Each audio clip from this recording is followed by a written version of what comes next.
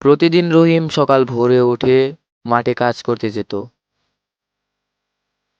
কিন্তু তার জমি অনেক শুকনো আর ফসলও হতো অনেক কম। একদিন রহিম বাজারে যাওয়ার সময় এক বৃদ্ধ লোকের সাথে দেখা হলো। তখন সেই বৃদ্ধ লোকটা বলল, এই নাও একটা জাদুর বীজ। যদি পরিশ্রম আর সততা দিয়ে চাষ করো তাহলে ফল পাবে আশ্চর্যভাবে। তখন রহিম খুবই যত্ন সহকারে জমিতে বীজটা বুনলো। কিছুদিন পরের ঘটনা।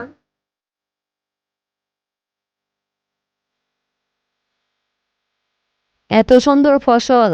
এটা তো আমি আমার জীবনে প্রথম দেখলাম। হ্যাঁ হ্যাঁ, না, এটা আমার কোনো জাদু ছিল না, এটা ছিল একটা পরিশ্রমের ফল।